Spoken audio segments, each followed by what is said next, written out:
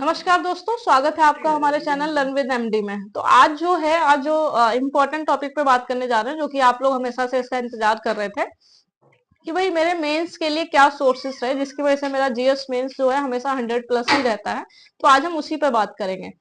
आज हम GS first, second, third, fourth जो पेपर हैं उनके सोर्सेस पे बात करेंगे कि मैंने कौन से नोट्स फॉलो किए और क्या मैंने मतलब कैसे नोट्स बनाए। सारी चीजों पे हम इसी वीडियो में बात करेंगे। तो सबसे पहले हम बात कर लेते हैं जीएस फर्स्ट पेपर की। देखिए, जीएस फर्स्ट पेपर में ज्योग्राफी के टोटल 6 टॉपिक थे, जिसको मैंने बेहतरीन नोट्स बनाए थे और उस नोट्स के बाहर मतलब नहीं रहता था कि आप अच्छी बात क्या है कि सिलेबस में दिया रहता है ना कि आपको यही नोट्स हैं, मतलब ये सिलेबस है और इसमें ये दिए गए हैं ये टॉपिक। तो आप केवल टॉपिक देखिए और टॉपिक के हिसाब से अपने नोट्स बना लीजिए। और प्रीवियस ईयर देख लीजिए कि मान लीजिए भूकंप है तो देख लीजिए भूकंप से अब तक मतलब किस तरीके से क्वेश्चन पूछा है ना, किसी से रिलेट करके पूछा है कि भूकंप और सुनामी और ये सब मतलब वो आपको पता चल जाएगा। जैसे आप वो 6 टॉपिक का नोट्स बनाने बैठेंगे तो आप देखेंगे कि आप प्रीवियस ईयर भी क्वेश्चन देखेंगे तो आपको पता चल जाएगा, अच्छा इतने इतने टॉपिक आ रहे हैं। अब जैसे सीमा और सीमांत एक टॉपिक है ज्योग्राफी में जो सीधा सीधा पूछता है, भाई सीमा सीमांत क्या है, अंतर बता दीजिए, है ना। ऐसे ही भाई मानव प्रवास है, उसमें आपसे दिक्कतें पूछेगा और सुझाव पूछेगा। तो कुछ चीजें एकदम क्लियर हैं, उनमें बहुत ज्यादा पढ़ने की जरूरत नहीं है। बहुत परफेक्ट के चक्कर में आप अपना बेस भी मतलब छोड़ के आप कुछ भी लिखने लग जाते हैं। मैंने फिर बोला 6 टॉपिक हैं, 6 टॉपिक के मुश्किल से 10 पेज के नोट्स बनेंगे तो ज्योग्राफी 6 टॉपिक खत्म हो जाता है। तो मैंने तो यही किया। तो उसके बाद मॉडर्न हिस्ट्री के लिए मैंने अपना विजय वेद एक सर है कोई, उनका मैंने मॉडर्न हिस्ट्री पढ़ा था। ठीक है उनका कि उससे किया जा सकता है। और आर्ट एंड कल्चर के लिए भी मैंने अपने नोट्स बना रखे थे कि भाई उसमें टॉपिक तो नहीं दिया गया बहुत ज्यादा, लेकिन प्रीवियस ईयर जब आप उठाएंगे तो आपको पता चल जाएगा आर्ट एंड कल्चर से अच्छा मौर्य से ये पूछा गया, हड़प्पा पूछा गया, है ना, वैदिक पूछा गया। तो बस वही 5-6 टॉपिक है उनका नोट्स बना लो तो वो भी मुश्किल से 5-6 पेज में बन जाएंगे। तो सोसाइटी सोसाइटी तो बहुत अच्छा है। सोसाइटी आप देखेंगे तो वो वही सोसाइटी में भी वही गरीबी, महिला संगठन और ये सब है, तो उनके भी मैंने नोट्स बनाए थे। तो अगर जीएस फर्स्ट की बात करें तो विजय वेद, मॉडर्न हिस्ट्री केवल मैंने विजय वेद से पढ़ी थी, बाद बाकी सारे मैंने खुद के नोट्स बनाए थे। फिर बात कर लेते हैं सेकंड पेपर की, जो कि पॉलिटी स्पेशल होता है। तो उसमें मैंने अपना पॉलिटी के लिए लक्ष्मीकांत बहुत ज्यादा फॉलो नहीं किया था। मुश्किल से जो 2-3 चीजें स्टैटिक थी, मान लीजिए राष्ट्रपति सीधा सीधा पूछ लिया, शक्तियां, तो मैंने उसको उठा के अपने नोट्स में लिख लिया। या फिर लोकसभा राज्यसभा की सीधी शक्ति टू द पॉइंट लिख लिया, मुश्किल से 1 पेज में बन गया। बाकी जो है पोर्शन उसमें सीधा सीधा सिलेबस दिया गया है और टॉपिक दिया गया कि भाई ये है और इसी यही आएगा। तो अब जैसे मान लीजिए केंद्र राज्य संबंध है टॉपिक, तो केंद्र राज्य संबंध क्या, भाई हमें पता होना चाहिए केंद्र राज्य संबंध क्या है, क्या इस समय चुनौतियां हैं, वर्तमान में क्या चुनौतियां इस समय है और पिछली क्या चुनौतियां रही और हमने कितना सुधार किया और क्या किया जाना चाहिए जिससे केंद्र राज्य संबंध बेहतर हो जाए, है ना, इनका क्या इम्पैक्ट पड़ेगा। यही सारी चीजें हैं इनके अपने टू द पॉइंट आप नोट्स बना लें, मैंने बनाए थे जिस हिसाब से। तो पॉलिटी में तो मैंने कोई बुक को फॉलो नहीं किया था, मैंने नोट्स बनाने पे फोकस किया था। टॉपिक उठाया, वो टॉपिक मुझे चाहे किसी भी यूट्यूब का समझ में आया या फिर किसी का भी मुझे गूगल से समझ में आया तो मैंने उससे किया। मैं ये नहीं कि मैंने बुक कोई फॉलो नहीं की, मैं आपसे साफ कहूंगी। मैंने टॉपिक उठाया और क्योंकि भाई बुक पढ़ती तो बहुत समय लगता, तो मैंने क्या किया, वो टॉपिक उठाया। आज इतना बड़ा सोशल मीडिया का जमाना है, यूट्यूब पे डाल दिया या गूगल कर लिया तो हमारी चीजें निकल आई। मैंने बस अपने उस लैंग्वेज में उसे अपनी भाषा में लिख लिया और परफेक्ट कर लिया।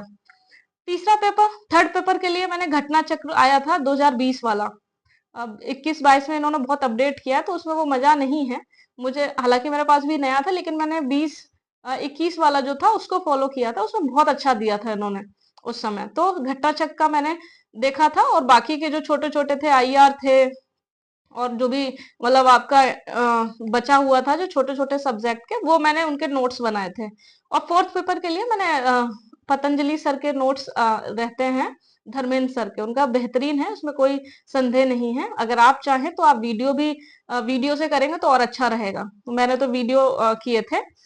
तो क्या फर्स्ट पेपर मैंने आपको बताया, अगर मैं नोट्स की बात करूं कि मैंने किसी के पढ़े तो मैं सिर्फ मॉडर्न हिस्ट्री विजय वैद सर का पढ़ा था, बाकी मैंने अपने नोट्स बनाए, ये क्लियर हो गया। दूसरा क्या, मैंने पॉलिटी बहुत ज्यादा नहीं पढ़ी, मतलब लक्ष्मीकांत से, बाकी मैंने खुद ही नोट्स बनाए थे टॉपिक उठा के। ठीक।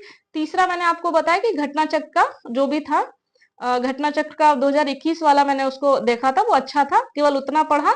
और बाकी के जो छोटे छोटे सब्जेक्ट थे वो मैंने पढ़े थे, मतलब खुद के नोट्स बनाए थे उनके। और फोर्थ पेपर मैंने पतंजलि सर की वीडियोस से अपने प्रॉपर अपने हाथ से नोट्स बनाए थे। उनमें मुझे वक्त लग गया, 1.5-2 महीने का वक्त लगा, लेकिन मैंने वो वक्त दिया ताकि एक बेहतरीन, मतलब बेहतर कर सकूं मैं एथिक्स में। तो चारों पेपर इस हिसाब से देखे जाए तो मैंने उन पर बहुत मेहनत की है, और बहुत ज्यादा नहीं है। मैं इस बात को फिर दोहराना चाहूंगी कि मेंस में होता क्या है कि हम सोचते हैं बहुत पढ़ना है, बहुत नहीं पढ़ना है। मेंस का सिलेबस, बार बार कहती हूँ, सिलेबस उठाइए और बस उसके हिसाब से काम कीजिए। ठीक है, तो बस यही सारी चीजें हैं, और इनमें कोई बहुत बड़ी बात नहीं है। नोट्स कोई भी बना सकता है, बस आपको एक तो मैसेज दे दीजिए कि मेहनत करनी है, बहुत मेहनत करनी है, वक्त लगेगा इसमें। और बहुत ज्यादा चीजों के चक्कर में नहीं पढ़ना है, हमें केवल उनके चक्कर में पढ़ना है जिससे हमारे समझ में आ जाए। अगर मान लीजिए कोई 12th क्लास का, मुझे अभी भी याद है, पॉलिटी में कोई सर थे, मुझे नहीं पता, दिल्ली के थे कोई, उनका वीडियो था, वो 12th क्लास के बच्चों को पढ़ाते थे। मुझे उनका बहुत अच्छा लगा था वीडियो, तो मैंने उनसे WTO और इन सब का बनाया था, UNO का बनाया था, मुझे बहुत बढ़िया लगा। मतलब उन्होंने मुझे समझा ले गए, बस वही इंपॉर्टेंट है। तो यहाँ मैटर ये नहीं करता कि भाई यूपीएससी की कोई तैयारी करा रहा है या यूपीपीसीएस की करा रहा है तो हम केवल उसी से ही पढ़ेंगे। तो तय कर लीजिएगा आप कि आपको अगर जैसे मेंस के नोट्स आपको जो बनाने हैं, आप जैसे मैं बता रही हूँ वैसे बनाएंगे तो वक्त भले ज्यादा लगेगा लेकिन परफेक्ट बनेगा और कम बनेगा। तो आपको इतनी परेशानी नहीं होगी रिवीजन करने में, आंसर राइटिंग भी कर पाएंगे आप। सपोज करो सबके मेरे एक एक अगर इतना भी है, 4 कॉपियां हैं, तो सीधी सी बात है मैं रिवीजन कर लूंगी। जीएस फर्स्ट उठाना होगा, बस जीएस फर्स्ट उठाया, रिवीजन किया, बस टेस्ट देने चले गए। सेकंड उठाया, रिवीजन किया, टेस्ट देने चले, बस यही तो करना है। और क्या करना है आप सोचिए। हमने हर एक सब्जेक्ट की, मान लीजिए ज्योग्राफी की हमने आधी कॉपी या एक कॉपी बना रखी, सोसाइटी की एक कॉपी बना रखी, एक मॉडर्न हिस्ट्री की बना रखी है, वर्ल्ड हिस्ट्री की अलग बना रखी है, आर्ट, तो सोचिए क्या पढ़ोगे। जीएस को ही इतने में आपने बांट लिया तो नहीं संभव है। तो मैं बार बार कहती हूँ अपनी चीजें बड़ी आसान करो ताकि पढ़ सको अच्छे से। तो बस यही सारी चीजें थी। बहुत ज्यादा के चक्कर में नहीं पढ़ना है, उतना पढ़ना है जो हमें समझ में आ जाए और हम लिख ले जाएं। ठीक है। बाकी सबका सवाल ये और रहेगा, मुझे पता है कि नोट्स कैसे बनाएं, तो इस विषय में मैं देखती हूँ। अगर मुझे लगता है कि मैं इतना समय दे सकती हूँ कि आप लोगों को नोट्स बनवाने में, तो मैं देखती हूँ वो आप कमेंट्स करेंगे। बाकी अभी आपको पता है आंसर राइटिंग बैच के लिए बैच एक चल रहा है, सर्वोदय बैच, तो उस बैच में आप चाहें तो ज्वाइन कर सकते हैं। हालांकि मैं बहुत ज्यादा भीड़ के चक्कर में नहीं पढ़ूंगी क्योंकि मैं उतना फिर मैनेज नहीं कर पाऊंगी। अभी जो है केवल 50 बच्चों का मैंने सोचा है, तो कुछ अभी एडमिशन बचे हैं, जैसे ही हो जाएंगे तो मैं उसको फिर क्लोज कर दूंगी।